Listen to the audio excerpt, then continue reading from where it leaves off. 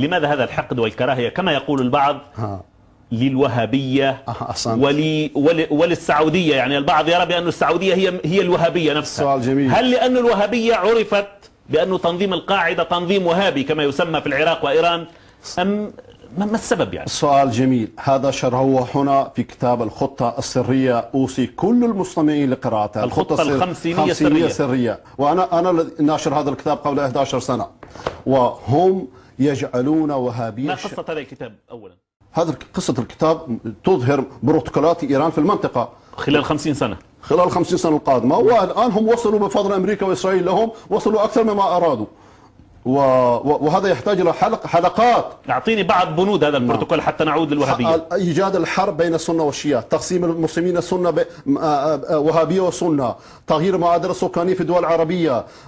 قالوا نحن جربنا الحرب مع صدام حسين، إسقاط 1000 صديق أهون لنا من إسقاط عدو واحد. يجب نغير الدول العربية، نصر الثورة الإيرانية، نغير السنة إلى الشيعة، الإسلام الصحيح، إسلام أهل البيت، إسلام أهل البيت ابن سبع طبعا. وهذه خلاصة. يعني بعد 50 سنة، أي خلاصته بعد 50 سنة كيف ترى إيران العالم الإسلامي وفق هذا الكتاب؟ هم يريدون تشييع، متعصبين جهلة، عرفت كيف؟ تشييع عالم إسلامي، يظنون لو شيع العالم، ولذلك يقولون نحن لو سيطرنا على الحرمين على مكة والمدينة سنحكم العالم الإسلامي. هكذا يقولون. يا أخي من يؤكد هذا الكلام؟ أنا لم أسمعه. هذا كلام العراقي، نائب خميني هنا، كان نائب خامنئي هنا، وبعدين هذا الكلام الراهج في الثقافة الإيرانية. هذا الكتاب هذا يعني من يصدق هذا الكتاب؟ أنت ألفته وأنت من أشد المعارضين للنظام. لا يا شيخ، مش أنا ألفته، أنا كشفته. أنت كشفت سر يعني؟ جاني من إيران، هذه خطتهم هم. ولكن هذا لم ينشر من مؤسسة رسمية. هل بروتوكولات صهيون نشر من مؤسسة رسمية؟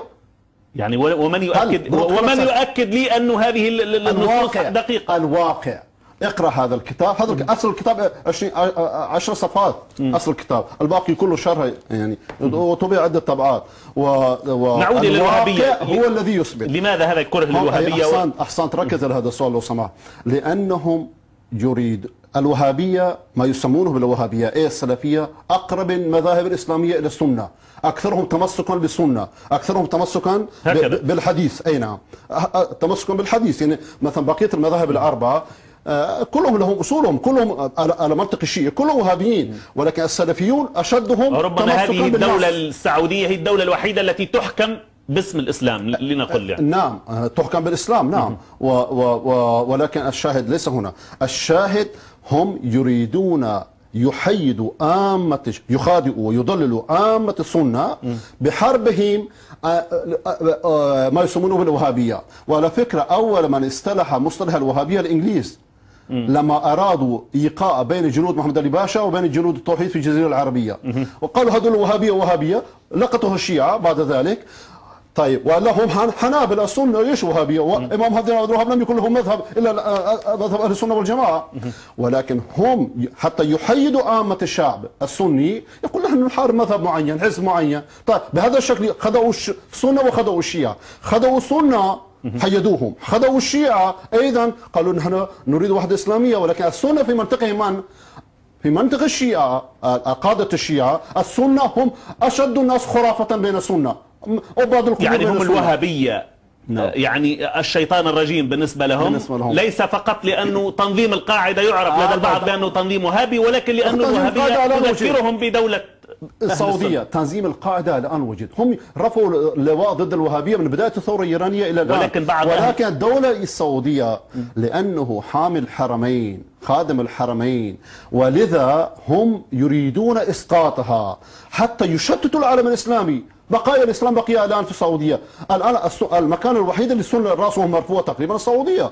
يعني على سبيل المثال، أنت بالسعودية لو تكلمت ضد الشرك، ضد خرافة عبادة القبور، ما حد يأخذك، ولا الدولة نفسها تشجع. أما بقية الدول صعب جدا. يعني أنت السعودية دولة إسلامية مثالية بالنسبة لك؟ لا، مثالية مثل الخلفاء الراشدين، فيها عيوب كثيرة، ولكن أقرب الدول إلى الإسلام، أقرب الدول إلى الإسلام، بدليل أن لا يوجد قبر يعبد. لا يوجد قبر يعبد في السعودية. الوهابي الذي يمسك في إيران ما هو الحكم عليه؟ حكم عليه إعدام. الوهابي من في إيران؟ اللي لحيته طويلة، اللي يعمل يستاك، وقدموا تقرير لأمريكا على فكرة، اللي لحيته طويلة، اللي ثوبه قصير، اللي يستاك، اللي كذا، اللي يرفع ما إلى ذلك، وقدموا موجود هذا في الدستور يعني يعدم مباشرة؟ لا لسه هذه الأشياء لا يكتب بالدستور، هم لسه أغبياء، هم يعني موجود في بعض القوانين أقصد وليس الدستور. لا، في الواقع العملي موجود. أحد الإخوة برهان أخذوه نتفوا لحيته قال أنت وهابي.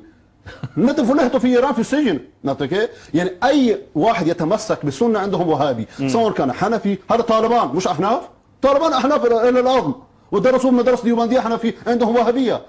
عرفت كيف؟ لذا هم كل السنة المتمسكون بالسنة يعتبرونه وهابية، ولكن السلفية لأنهم أقرب الناس إلى السنة، وبعدين لأنه يحكمون الحرمين، لو لا سمح الله لو استووا يسقطوهم لا خلاص انتهى الموضوع. هم يعرفوا العالم الإسلامي الآن على محب الريح، وأمريكا بصدد تسليط الشيعة. ليش؟ لأن التشيع عقيدة وسياسة زراعة أجنبية في جسم الأمة الإسلامية. ولذا قديما قالوا نبتة يهودية، مع احترام جميع المذاهب والأديان والمذاهب، نبتة يهودية في أرض مجوسية. واليوم ما يسمى بالتشيع هذه الآراء ليست آراء آل البيت. أتحداهم أن يثبتوا أن الإمام من آل البيت، أن الوصاية من آل البيت، أن ولاية الفقيه من آل البيت. يأتوا إلى تلفزيوناتهم إذا لم يأتوا بالتلفزيونات السنية. أنا أتحداهم بإذن الله تعالى. هذه الآراء ليس لها الدخل بالتشيع وآل البيت، هم أقحموها وخدعوا الشيعة وفرغوا جيوبهم. ولذا لو أخذت المتعة والخمس من التشيع لا يبقى من التشيع شيئا.